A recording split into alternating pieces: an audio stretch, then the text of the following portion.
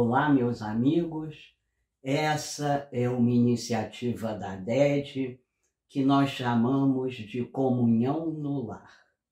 São alguns momentos em que nós procuramos refletir um pouco mais sobre a doutrina, sobre toda a consolação que ela traz a cada um de nós, nos ajudando, inclusive, a mudar os nossos pontos de vista quando eles não têm nenhum resquício de caridade. Como é importante essa nossa doutrina.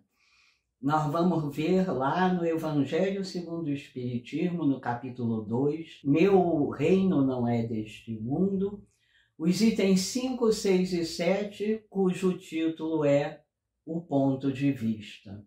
No item 5, nós vamos ver logo no início que a simples certeza desse processo misericordioso das vidas sucessivas deve nos ajudar a nossa moralização. Diante dessa certeza tão consoladora, é natural que nossos pontos de vista tenham modificações que vão nos fazendo mais cristãos, mais doces, mais bondosos.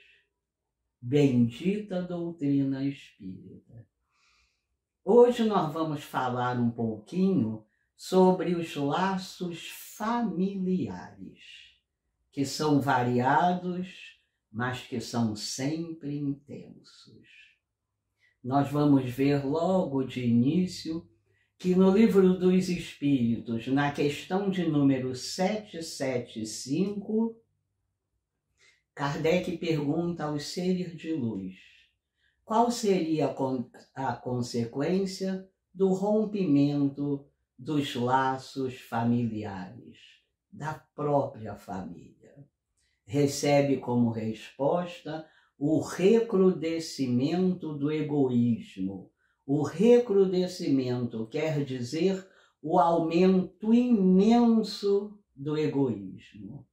E nós vamos lá na questão de número 913, quando Kardec, preocupado com aqueles pontos que devemos excluir de dentro de nós, para que possamos evoluir, para que possamos ser felizes, Kardec pergunta qual o vício mais radical.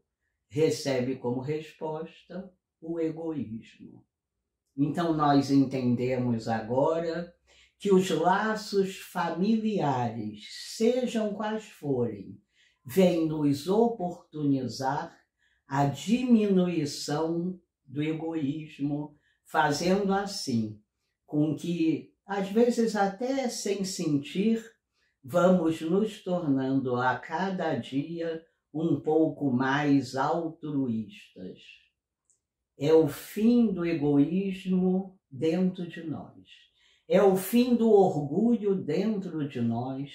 É o alimentar da caridade, da bondade, da benevolência, do altruísmo que vai nos trazer a evolução. Essa reforma, a reforma íntima, tão falada e tão pouco praticada. Muitas vezes, na adolescência, no início da vida adulta, falamos coisas do tipo: por que eu estou nessa família? Não queria ter nascido nessa família. Eu queria ter nascido naquela outra família que normalmente se conhece apenas de longe. O que nós sabemos pela doutrina é que sim, nós queríamos e queremos no íntimo estar nesta família que é a família perfeita para cada um de nós, já que Deus não erra, já que Deus não improvisa. A família que temos é a família perfeita para nos oportunizar o trabalho que precisa ser feito para que possamos aprender a amar pessoas diferentes de nós, a amar pessoas que estão vindo conosco há várias encarnações. Às vezes nós conseguimos grande amizade com elas, às vezes conseguimos ligações tristes, mas o objetivo é viver as experiências que todos nós necessitamos, porque, em síntese, viemos todos aqui para nos reconciliar. A família pode ser vista sob o prisma social, quando nós lembramos que ela existe e sempre existiu por toda a Terra. Naqueles lugares mais distantes, onde a comunicação até hoje é muito difícil, como em grandes cidades, nós sempre vamos encontrar um grupo ao qual podemos dar o nome família. Além desse prisma social, desse fenômeno antropológico, nós temos um outro prisma bem mais amplo, o prisma espiritual. Esses laços familiares antecedem o berço e sucedem ao túmulo. Esses laços espirituais entre essas pessoas que formam as famílias são laços sempre antigos, são laços que não se rompem. E para começar, é bom que deixemos claro que quando falamos de família, não importa a sua conformação, não importa a sua estrutura. Família é sempre um grupo de pessoas que divide um espaço, que tem interesses afins e que lutam e se respeitam cotidianamente, mesmo naqueles períodos onde a convivência se torna um pouco mais difícil. Raul Teixeira tem inúmeros livros sobre família. Um dos que eu gosto mais se chama Dimensões da Vida Familiar, onde ele começa também advertindo que pouco importa se a família tem papai, mamãe e filhinhos, se a família tem 2 papais ou 2 mamães, se a família tem filhos ou não.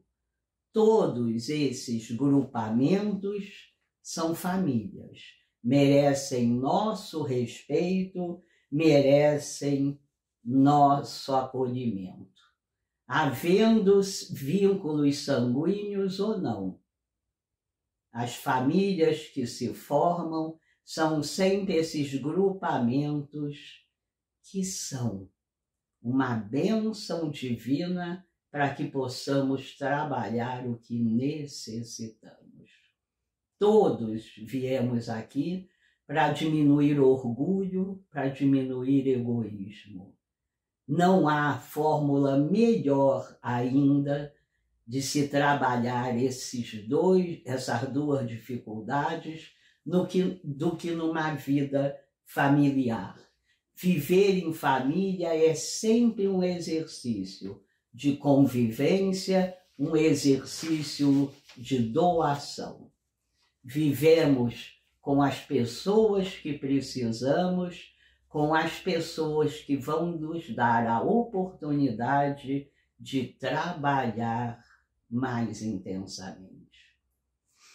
Nos chamados casamentos, e aqui pouco importa se é um casamento formal, se é um casamento onde houve algum tipo de cerimônia, mas nos casamentos nós vamos ver esse contrato, às vezes inclusive inconsciente, em que 2 individualidades resolvem viver juntas, resolvem amar-se, cuidar-se e resolvem, às vezes sem nem ter ideia, se trabalhar em prol do outro. É nesse momento em que eu deixo de olhar tanto para mim e começa a olhar para o outro.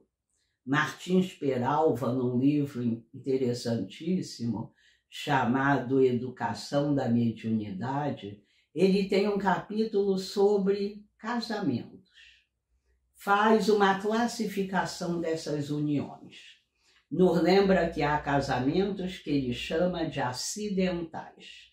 São esses casamentos que se fazem rápido, que de repente uma pessoa encontra a outra, que acha que é a mais linda do mundo, a melhor do mundo, acha que é sua alma gêmea.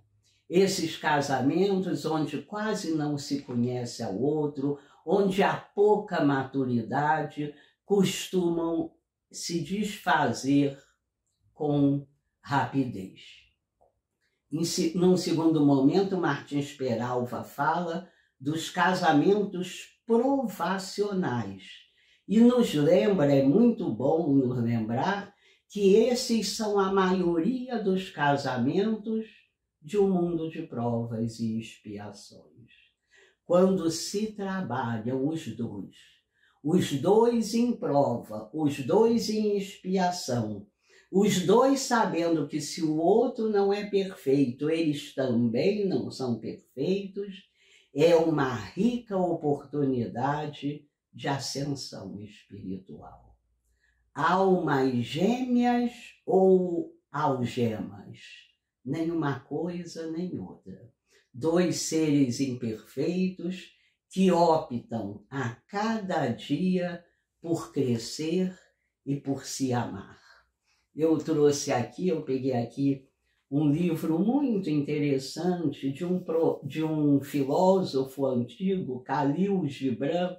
O nome desse livro é O Profeta. E quando esse personagem aqui do livro é perguntado sobre o casamento, muito interessante, ele faz uma série de afirmativas. Eu separei só um pouquinho, quando ele diz assim: enchei o cálice um do outro, mas não bebei do cálice do outro. Dai um ao outro do vosso pão, mas não comei o mesmo pedaço. Cantai e dançai juntos e sejais alegres, mas deixai que cada um fique sozinho. Assim como as cordas de uma lira são sozinhas, apesar de vibrarem com a mesma música. E aqui Khalil Gibran nos lembra dessas uniões que sabem respeitar a individualidade do outro. Dessas uniões que vão tornando os dois mais compreensivos, mais maduros, mais capazes de realmente amar. Por fim, ele fala dos casamentos transcendentais. São aqueles casamentos em que os dois já são seres muito iluminados, ou às vezes um deles apenas é tão cheio de luz, já poderia ir para paragens mais altas, mas numa atitude de amor imenso, resolvem vir à Terra para socorrer aquele seu amor que ficou pelo caminho. No livro Renúncia, nós temos esse exemplo lindo, quando Alcione, já iluminada, pode ascender a novas moradas, mas resolve ficar aqui para recuperar, para resgatar o seu grande amor, Carlos. Nós vamos ver muitas vezes, lendo esse livro, que é nos trazido de forma romanceada, nós vamos ver em profundidade o que é a capacidade de renunciar em nome do amor, em nome do ser amado. José Carlos de Luca, esse nosso autor contemporâneo, interessantíssimo, nos fala num dos seus livros de um outro amor, um amor transcendental, mas entre duas pessoas como nós, mas que apesar das suas dificuldades, transcendem o dia a dia, transcendem o próprio ego e conseguem viver esse amor maior. Conta-nos José Carlos de Luca que sua mãe e seu pai, casados há mais de 50 anos, já bem velhinhos, sua mãe, Dona Manuela, fica irremediavelmente doente. Vai ficar no CTI e ele visitava essa sua mãe de manhã e à tarde.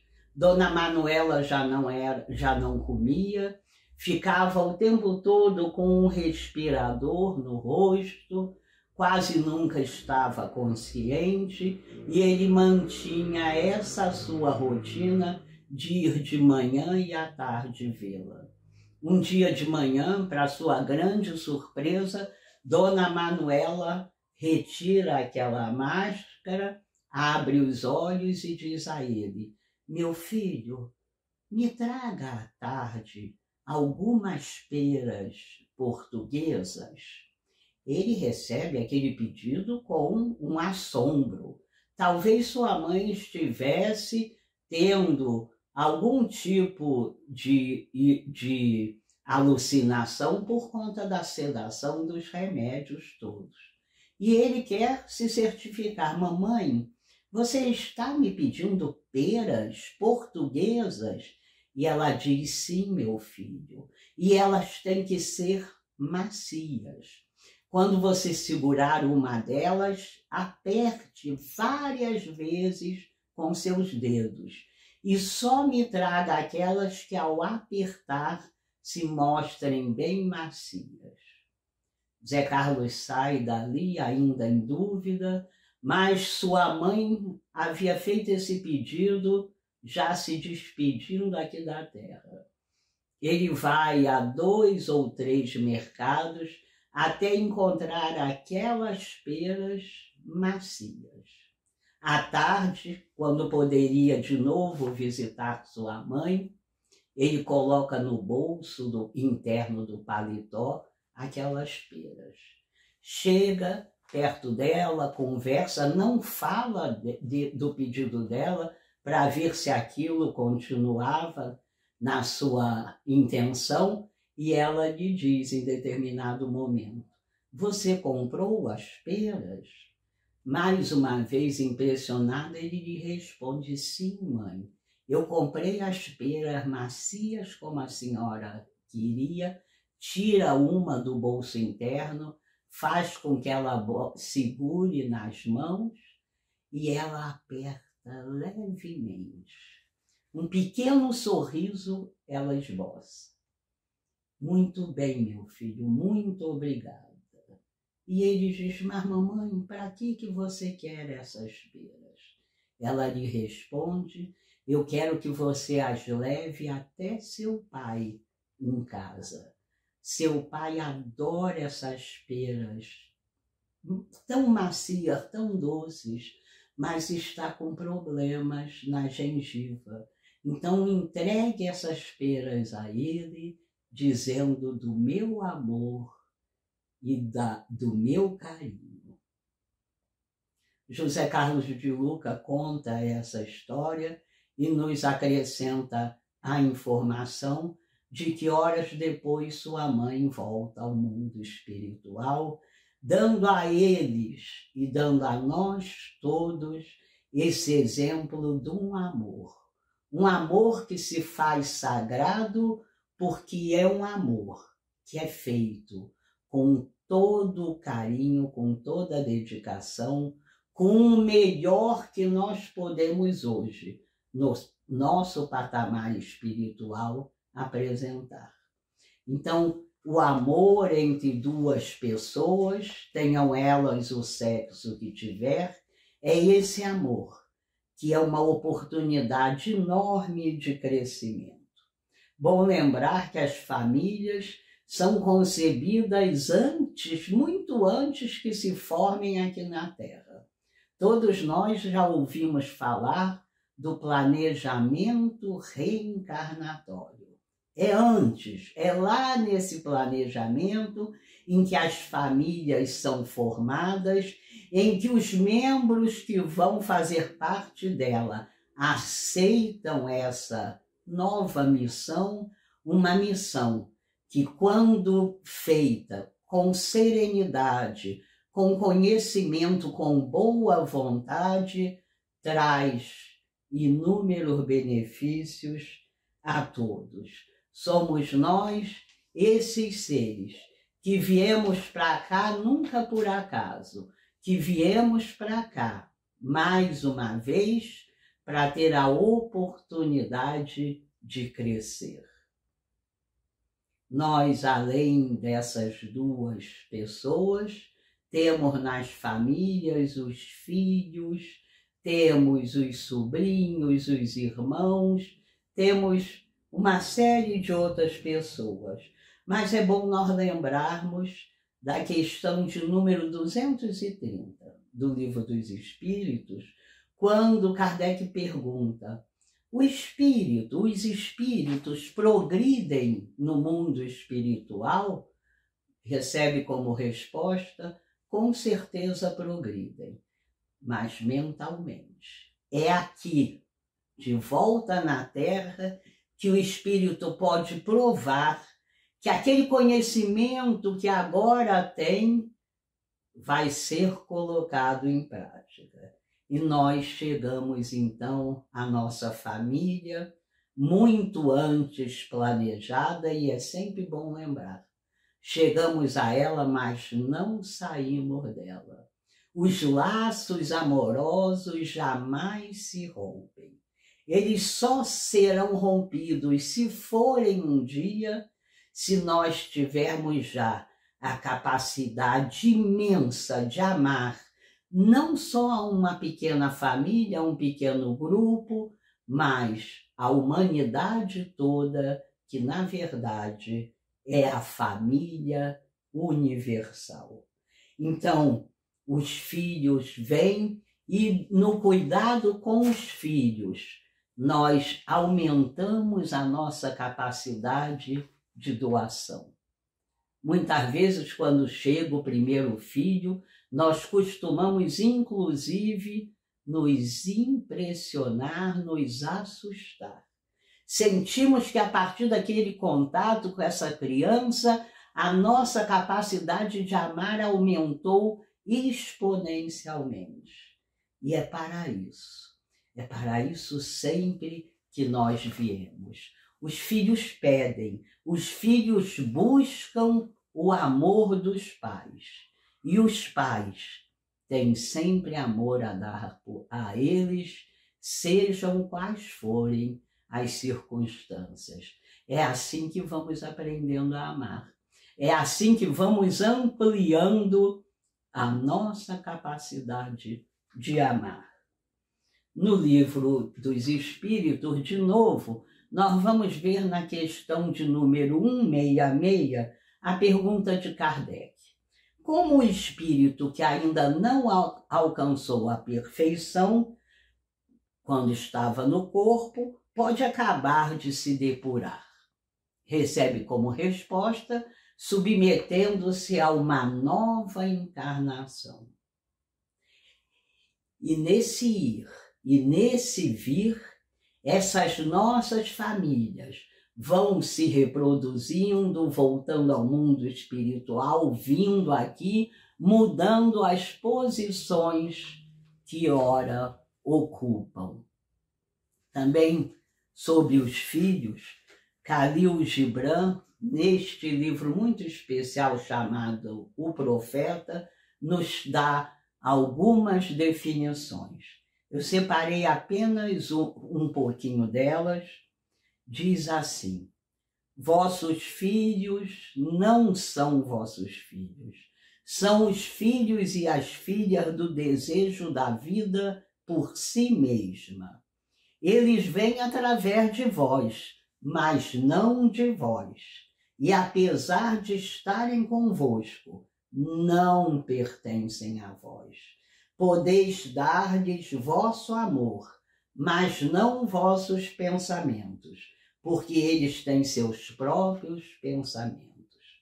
Podeis abrigar seus corpos, mas não suas almas, pois suas almas vivem na casa do amanhã, a qual vós não podeis visitar, nem mesmo em vossos sonhos. Parece que Khalil Gibran tinha tido contato com o espiritismo, que a gente sabe que não, ele é anterior, mas quantas coisas ele nos diz, não é?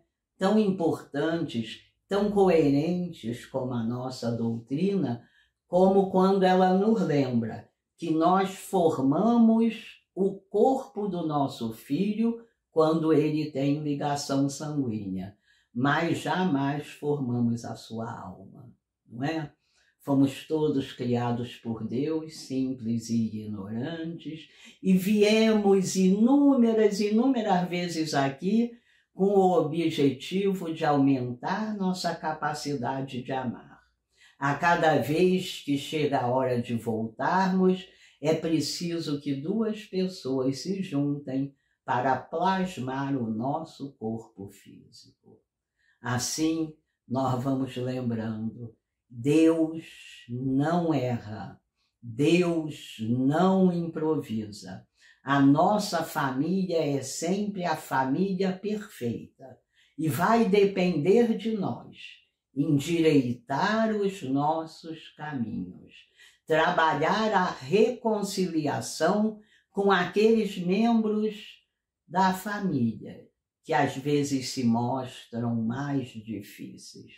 É com eles o nosso trabalho, é com eles o nosso esforço de, apesar de qualquer dificuldade, trabalhar, fazer crescer, alimentar o amor que um dia todos nós sentiremos por toda a humanidade.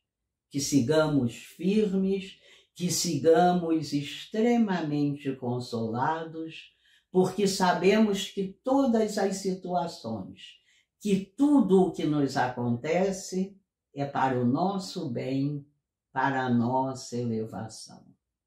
Que Deus ilumine a todos esses que dividem a encarnação mais próximos de nós, que Deus nos ilumine e nos dê sempre a certeza de que somos todos filhos amados. Muito obrigada, que Jesus nos acompanhe.